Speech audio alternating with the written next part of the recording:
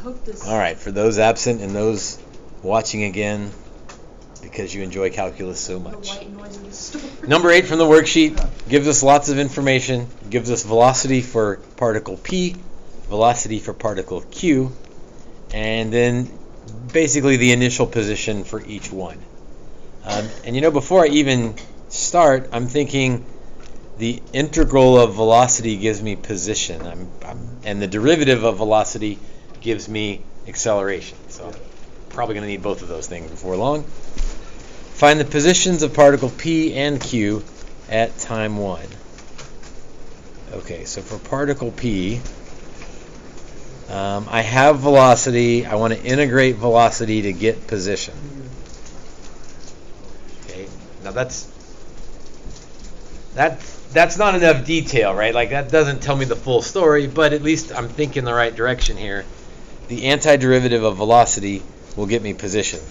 What else do I need on this to sort of complete my thought here? The antiderivative equals the regular top minus the regular bottom. Yeah, so limits. So what limits do I want to use? 0 to 1. 0 to 1, because I know x of 0, and I'm looking for x of 1.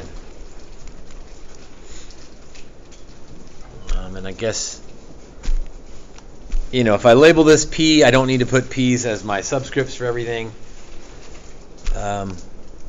But maybe I need to, just to be clear.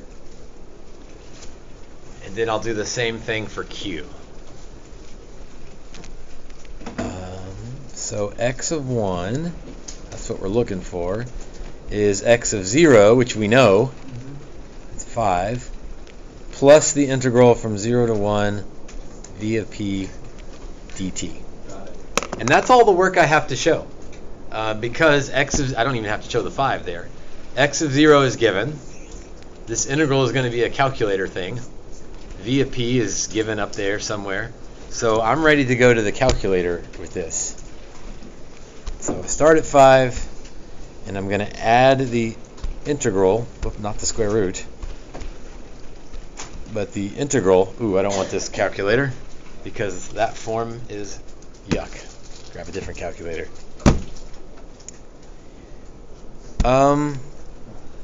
You know what? Since more is coming, I'm going to go ahead and put y1 as velocity of p.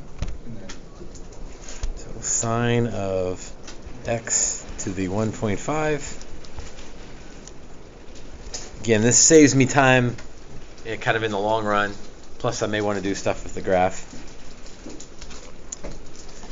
And then y2 is going to be velocity q, x minus 1.8 times 1.25 to the x. And I'm going to go ahead and label these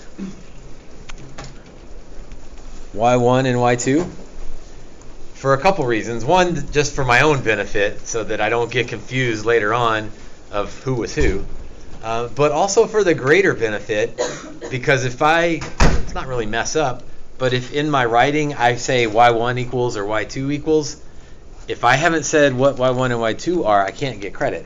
But if I've said that y1 is vp and y2 is vq, then I can use y1 and y2. Can I speak to Palestine? Yes, you may. So it helps me, and it helps me keep things straight, but it also might help me get points if I sort of mislabel things later on. I've told the grader what I'm doing. Okay, so back to typing this in now. 5 plus math 9, 0 to 1. And most of you are doing this, but you've got to practice these on your own, even if you're following along with me, so you know where the buttons are and you get a feel for, just how to arrow between and get to the different spots. And remember where the Y vars are. Trey, did you have a question? No. Okay. So there's my answer to x of 1, xp of 1, the position particle p at time 1 is 5.371. And I'm worried about units, but they didn't give me any units anywhere, so I don't have to worry about units, about giving units back. Particle Q would be kind of the same thing. Obviously different numbers, but xq of 1 minus xq of 0. xq of 0 they gave to us, that's 10. So 10 plus the integral. Because, by the way, remember this represents displacement. That's not what this question asked, but it could easily have been worded to say, what's the displacement from 0 to 1? And in that case, you would just need the integral. They asked for the position, so I need where it started plus the displacement. 10 plus math 9, 0 to 1, y2, thinks a little bit, 8.564. Position of particles P and Q at time 1. Okay, oh, you know what? I didn't really label this clearly, so that's position of particle Q at time 1. So, when you finish a problem, go back and read, make sure you answered all the parts, and make sure, especially if it asks for more than one thing, make sure you've labeled each one. Some of you guys, you don't show much work, and if all I see is those two answers, I mean, obviously I think you know what you did, but I can't give you full credit if you hadn't told me which one's P and which one's Q. So, especially on those problems where they ask multiple questions, make sure you answer both questions and make sure I know which answer goes with which question. Part B.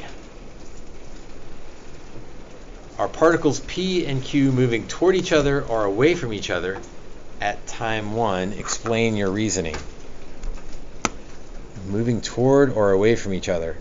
So I need to know where they are and which way they're going. So maybe at time 1, particle P is at 5.371. Particle Q is at 8.564. So now I just need their velocities to know what's going on here. Okay, so velocity, that should be easy. That's just, I already have that. Vp of 1. I could go table, would probably be the easiest because it's already there for both of them. So particle P is moving 0.84. And particle Q is -1. So particle P is moving to the right, particle Q is moving to the left, and based on where they are moving toward each other.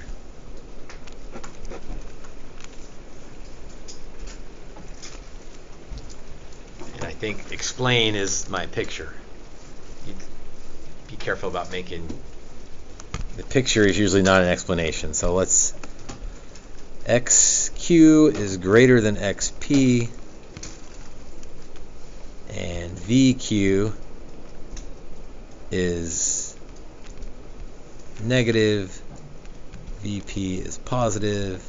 So you kind of have to put in words what your picture shows to get the full explain part. Part C. Find the acceleration. So acceleration is dv dt, or just v prime, at time 1. That's plenty enough work to show, because I can let my calculator do the work.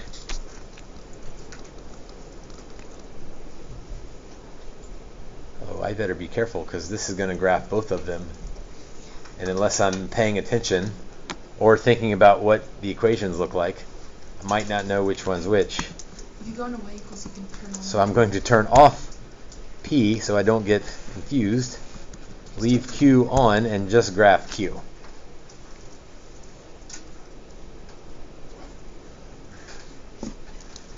Second calc, dy dx at 1.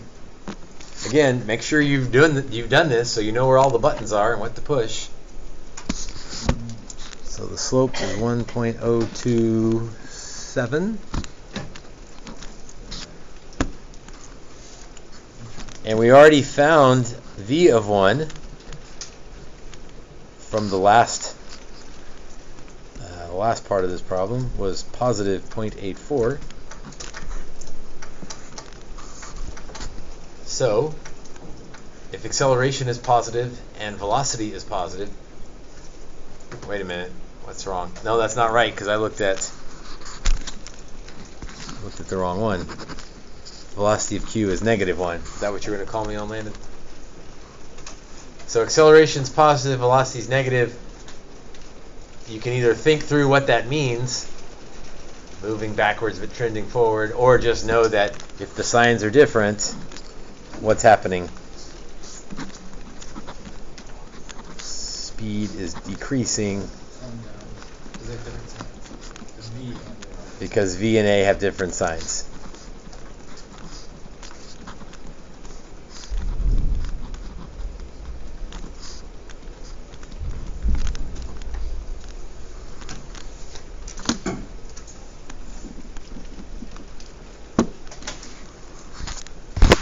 Part D. Total distance traveled. Total distance traveled. Okay, without a calculator, that's where you've got to sort of draw out and count up. No. But I got a calculator, so I don't have to worry about that. Total. No maps. I need the abs thing, so I need 0 to pi abs of the particle p dt. That will give me total distance, as opposed to total displacement, which would not have the abs. So math 9, 0 to pi. VP was y1, bars y1 dx. Oops, that's not right. I said abs, but I didn't put it on the... That's why you show your work there. Most likely, on the AP test, this was probably 2 points, and you probably got 1 point for writing that, and 1 point for the answer. So that if you flubbed something in your calculator like I just did, you'd still get 1 of the 2 points. That's a terrible point to lose, but I just lost it. Okay, try again. Math 9, 0 to pi. Math num is the abs. Bars, how many buttons do you have to push to get this problem right? There we go. And it takes a little longer to do the absolute value. Has to think a little bit. And your calculator is literally doing a Riemann sum while you wait. A Riemann sum with really small, rectangles so that it's very accurate. But that's how the calculator is computing that. It's not actually taking an antiderivative. It's giving you an estimation. But it uses so many rectangles that its estimation is more than good enough. It crams as many rectangles as it possibly can. Yep.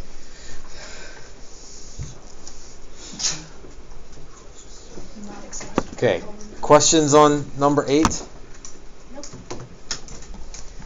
Kyle? I know that acceleration is the derivative of velocity. So I let my calculator do dy dx in the calculator at t equals 1. And I did it on the graph. You don't have to do it on the graph. Second calc, dy dx at 1. And so there's my slope of velocity, which is acceleration. So let's see. see, graph. So calculus, second calc. You want to do some calculus. You want dy dx.